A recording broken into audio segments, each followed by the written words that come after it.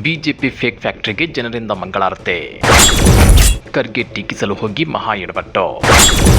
ಸಮಜಾಯಿಷಿ ಕೊಡಲು ಮತ್ತೆ ಫೇಕ್ ಪೋಸ್ಟ್.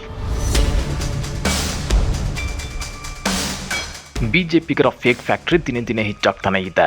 ಹೇಗಾದ್ರೂ ಮಾಡಿ ಅಡ್ಡದಾರಿಯಲ್ಲಿ ಅಧಿಕಾರ ಹಿಡಿಯಬೇಕು ಅಂತ ಭಾವಿಸಿರೋ ಬಿಜೆಪಿ ನಾಯಕರು ಸರ್ಕಾರದ ಮೇಲೆ ಗೂಬೆ ಕೂರಿಸೋದಕ್ಕೆ ಇನ್ನಿಲ್ಲದ ಕಸರತ್ತುಗಳನ್ನು ನಡೆಸ್ತಾನೆ ಇದ್ದಾರೆ. ಆದ್ರೀಗ ಬಿಜೆಪಿಯ ಫೇಕ್ ಫ್ಯಾಕ್ಟರಿಗೆ ಜನರೇ ಮಂಗಳಾರತಿ ಎತ್ತುತ್ತಿದ್ದಾರೆ. ಈ ನಡುವೆ ಮಾಡಿದ ತಪ್ಪಿಗೆ ಸಮಜಾಯಿಷಿ ಕೊಡಲು ಮತ್ತೊಂದು ಫೇಕ್ ಪೋಸ್ಟ್ ಹರಿಬಿಟ್ಟು ಮಹಾ ಎಡವಟ್ಟು ಮಾಡಿದೆ. ಹಾಗಾದ್ರೆ ಏನದು ಬಿಜೆಪಿಯ ಫೇಕ್ ಪುರಾಣ ಅಂದ್ರ ಅದನ್ನ ಡೀಟೇಲ್ ಆಗಿ ತೋರಿಸ್ತೇವೆ. ಆದ್ರೆ ಅದಕ್ಕಿಂತ ಮೊದಲು ಹಲೋ ಕನ್ನಡ ಯೂಟ್ಯೂಬ್ ಚಾನಲ್ ಅನ್ನು ಸಬ್ಸ್ಕ್ರೈಬ್ ಮಾಡ್ಕೊಳ್ಳಿ. ಹಾಗೇನೇ ಪಕ್ಕದಲ್ಲಿರೋ ಬೆಲ್ ಬಟನ್ ಅನ್ನು ಪ್ರೆಸ್ ಮಾಡಿ.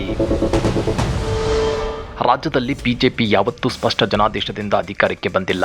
ಯಾವಾಗಲೂ ಆಪರೇಷನ್ ಕಮಲ ಅನ್ನು ಅಡ್ಡದಾರಿ ಹಿಡಿದೇ ಅಧಿಕಾರಕ್ಕೆ ಬಂದಿರೋದು. ಜೊತೆಗೆ ಜನರನ್ನ ಯಾಮಾರಿಸಿ ಅಧಿಕಾರ ಪಡೆಯಲು ಸದಾ ಹಾತೊರೆಯುತ್ತಿದ್ದಾರೆ. ನಿಮ್ಗೆ ಗೊತ್ತಿರಲಿ, ದಿಲ್ಲಿಯಲ್ಲಿ ಆಪ್ ಮುಖ್ಯಸ್ಥ ಅರವಿಂದ್ ಕೇಜ್ರಿವಾಲ್ ಅವರು ಸಿಎಂ ಆಗಿದ್ದಾಗ ಅವರ ಮೇಲೆ ಲಿಕ್ಕರ್ ಹಗರಣ ಹೊರಿಸಿ ಮಾಧ್ಯಮಗಳಲ್ಲಿ ರಂಪ ಮಾಡಿ ಕೊನೆಗೆ ಅವರನ್ನ ಬಂಧಿಸಿ ಚುನಾವಣೆ ಎದುರಿಸಿದ ಬಿಜೆಪಿ ಕೊನೆಗೂ ದಿಲ್ಲಿಯಲ್ಲಿ ಗದ್ದುಗೆ ಹಿಡಿದಿದೆ.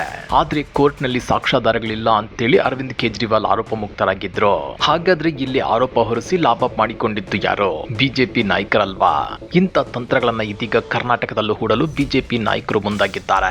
ಅದರಲ್ಲೂ ಸರ್ಕಾರದ ಪ್ರಮುಖ ಸಚಿವರ ಮೇಲೆ ಆರೋಪ ಹೊರಿಸಿ ಜನರ ಅಟೆನ್ಷನ್ ಡ್ರಾ ಮಾಡಲು ಯತ್ನಿಸಲಾಗ್ತಿದೆ.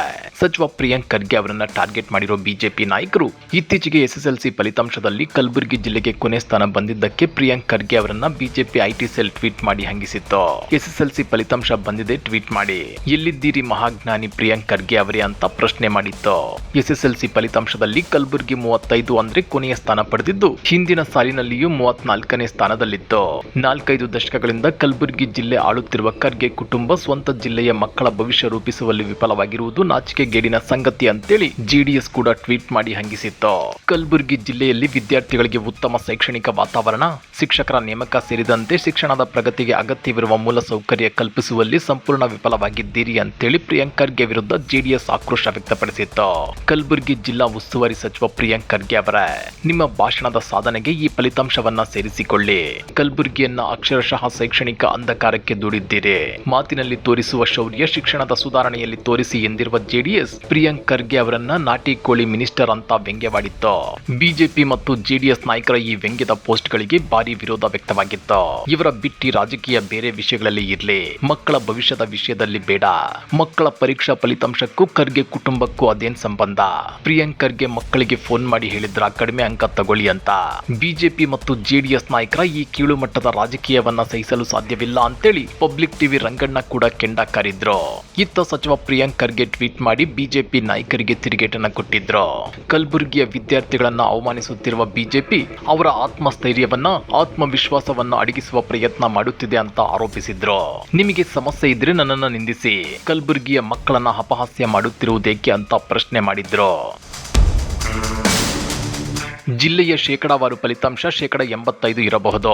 ಕಳೆದ ಶೈಕ್ಷಣಿಕ ವರ್ಷಕ್ಕಿಂತ ಈ ಬಾರಿ ರಾಜ್ಯ ಹಾಗೂ ಕಲಬುರಗಿ ಜಿಲ್ಲೆಯಲ್ಲಿ ಉತ್ತಮ ಫಲಿತಾಂಶ ಬಂದಿದೆ. ಶೈಕ್ಷಣಿಕ ಗುಣಮಟ್ಟದ ಸುಧಾರಣೆ ಮಾಡಿಕೊಳ್ಳುವ ಶಕ್ತಿ ನಮ್ಮ ಜಿಲ್ಲೆಯ ಮಕ್ಕಳಲ್ಲಿದ್ದು ಅದು ಸಾಧ್ಯವಾಗುತ್ತೆ ಅಂತೇಳಿ ಸಚಿವ ಪ್ರಿಯಾಂಕ್ ಖರ್ಗೆ ಬಿಜೆಪಿ ಮತ್ತು ಜೆಡಿಎಸ್ ನಾಯಕರಿಗೆ ತಿರುಗೇಟನ್ನ ಕೊಟ್ಟಿದ್ರು. ಇದರ ಬೆನ್ನಲ್ಲೇ ಸಚಿವ ಪ್ರಿಯಾಂಕ್ ಖರ್ಗೆ ಅವರ ವಿರುದ್ಧದ ಒಂದು ಫೇಕ್ ಪೋಸ್ಟ್ ಸೋಷಿಯಲ್ ಮೀಡಿಯಾದಲ್ಲಿ ಹರಿದಾಡ್ತಿದೆ. ಅದರಲ್ಲಿ ಸಚಿವರೇ ಹೇಳಿಕೆ ನೀಡಿರುವಂತೆ ಬಿಂಬಿಸಲಾಗಿದೆ.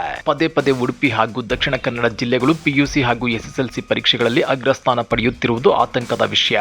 ಮೌಲ್ಯಮಾಪನದಲ್ಲಿ ಆರ್ಎಸ್ಎಸ್ ಏಜೆಂಟ್ಗಳು ಇರೋದು ಮೇಲ್ನೋಟಕ್ಕೆ ಸಾಬೀತಾಗಿದೆ.